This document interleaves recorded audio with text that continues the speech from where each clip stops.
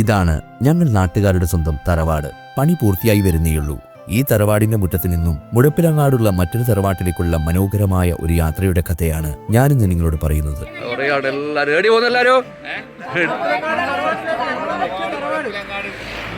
രണ്ട് ബസ്സുകളിലായാണ് ഈ യാത്ര. ഒരു ബസ് നേരത്തെ പുറപ്പെട്ടു കഴിഞ്ഞു. ഏതെങ്കിലും ഒരു ടൂറിസ്റ്റ് കേന്ദ്രത്തിലേക്കല്ല ഈ യാത്ര എന്നുള്ളതാണ് ഈ യാത്രയുടെ ഏറ്റവും വലിയ ഹൈലൈറ്റ്. ഇന്നൊരു അവധി ദിവസമല്ല, ഇന്നൊരു ബുധനാഴ്ചയാണ്. ഇതൊരു വിനോദയാത്രയുമല്ല.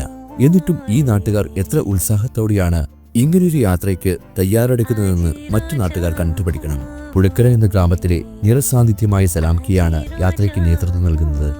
ഒപ്പം ലത്തീഫ് ക, യൂനിസ് ക, നിസാർ തുടങ്ങി നാട്ടിലെ പ്രമുഖ സാമൂഹ്യ പ്രവർത്തകരും കൂടിയുണ്ട്. ഞാനും ഇവരുടെ കൂടെ ബസ്സിനകത്തേക്ക് കയറുകയായി.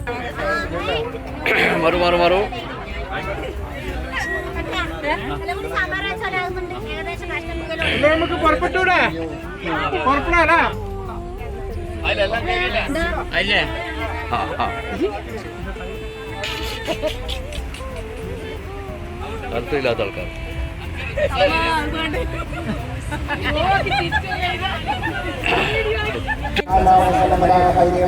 ചെറിയൊരു പ്രാർത്ഥനയോടെ ബസ് പുറപ്പെട്ടു കഴിഞ്ഞു.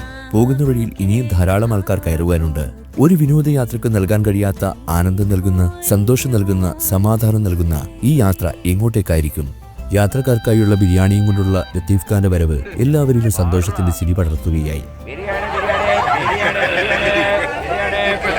ഇന്നേവരെ ആരുടെ മുന്നിലും തലകുനിക്കാത്ത യൂനിസ് ഖാന്റെ ഈ വരവ് ഭക്ഷണപ്പൊതിയോടുള്ള ബഹുമാനാർത്ഥം കൊണ്ടാണോ അതോ ബസിന്റെ ഉത്തരത്തിൽ തലമുട്ടുമെന്ന് ഭയന്നതുകൊണ്ടാണോ എന്ന് എനിക്ക് മനസ്സിലായില്ല. ബസ് ഇരിട്ടി നഗരം പിന്നിട്ട് കഴിഞ്ഞു. സീറ്റുകളെല്ലാം ഫുള്ളായി. കുറച്ചുപേർ കമ്പിയിൽ തൂങ്ങി നിൽക്കുകയാണ്. യാത്രയുടെ വിരസത മാറ്റിയെടുക്കുവാൻ സലാംകിയും യൂനിസ്കിയും ഒക്കെ രംഗത്തേക്ക് ഇറങ്ങുകയായി. പിന്നീട് പല ശബ്ദങ്ങളിലുള്ള സംഗീത വിരുന്നാണ്. എല്ലാവരും അത് നന്നായി ആസ്വദിക്കുക തന്നെ ചെയ്യുന്നുണ്ട്.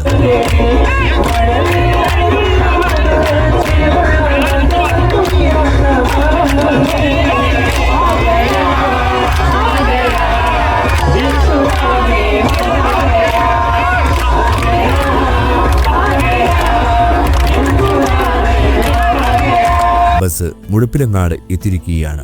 ഇനി അങ്ങോട്ട് ഇടുങ്ങിയ വഴിയിലൂടെ വേണം തറവാട്ടിലേക്ക് എത്തിച്ചേരുവാൻ. ബസ് യാത്ര ഇവിടെ അവസാനിക്കുകയായി. ഇനി അങ്ങോട്ട് ആരോഗ്യമുള്ളവർ നടന്നും പ്രായമുള്ളവരും മറ്റും ഓട്ടോറിക്ഷകളിലും കാറുകളിലുമൊക്കെയായാണ് തറവാട്ടിലേക്ക് എത്തിച്ചേരേണ്ടത്. കണ്ണൂർ തലശ്ശേരി നാഷണൽ ഹൈവേയിൽ നിന്നും മുഴപ്പിലങ്ങാടുള്ള മാഡൻ ചവാൻ റോഡിലൂടെ 1 കിലോമീറ്റർ സഞ്ചരിച്ച് വേണം ഇവിടെ എത്തിച്ചേരുവാൻ. ഈ കാണുന്നതാണ് നന്മ ചാരിറ്റബിൾ ട്രസ്റ്റിന് കീഴിലുള്ള തറവാട് അല്ലെങ്കിൽ ഹാപ്പി ഹോം. ആരോരുമില്ലാത്ത ഒരുപാട് ഉമ്മമാർ അല്ലെങ്കിൽ അമ്മമാരുണ്ട് ഇവിടെ. അവരെയൊക്കെ എങ്ങനെയാണ് ഇവർ പരിചരിക്കുന്നതെന്ന് കണ്ടു മനസ്സിലാക്കണം.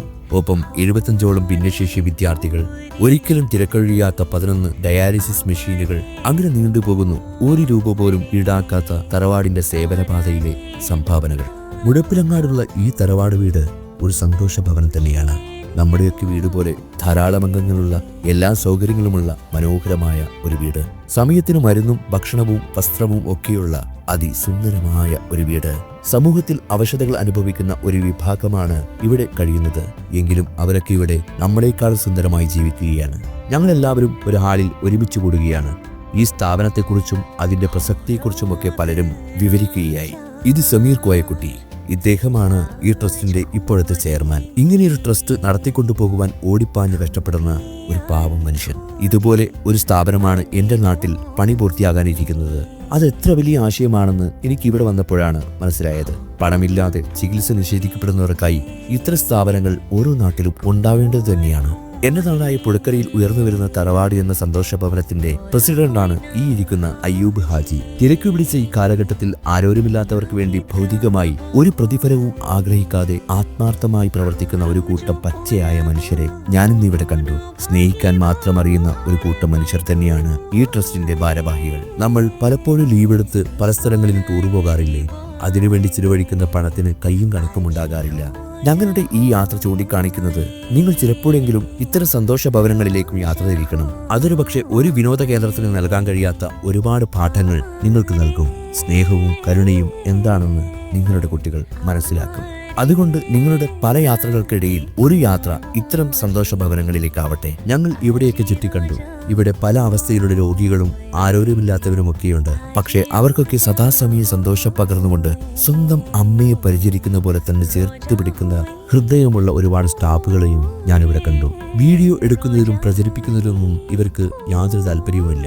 അതുകൊണ്ട് തന്നെ കൂടുതലായി ഒന്നും ഞാൻ പകർത്തിയുമില്ല. ക്യാമറയിൽ പകർത്തിയതിനേക്കാൾ അനുഭവിച്ചതാണ് കൂടുതൽ. രാവിലെ 10 മണിയോടെയാണ് ഞങ്ങൾ പുറപ്പെട്ടത്. ഇപ്പോൾ വൈകുന്നേരം 4 മണിയായിരിക്കുന്നു. എല്ലാവരും ബസ്സിൽ അവരവരുടെ സീറ്റിൽ വന്നിരിക്കുകയായി. തറവാട് എന്ന ഹാപ്പി ഹോമിൽ മണിക്കൂറുകൾ ചിലവഴിക്കുമ്പോഴേക്കും പുറപ്പെടുമ്പോൾ കണ്ട ഭാവമല്ല പലരുടെയും മുഖത്ത്. സ്നേഹവും കരുണയും എന്താണെന്ന് അവർ പഠിച്ചു കഴിഞ്ഞു. തറവാട് എന്ന മറ്റൊരു സ്ഥാപനം ഉയർന്നു വരുന്നതിന്റെ അഭിമാനവും അവരുടെ മുഖത്തിപ്പോൾ കാണാം. വീട് എത്തിയിരിക്കുന്നു.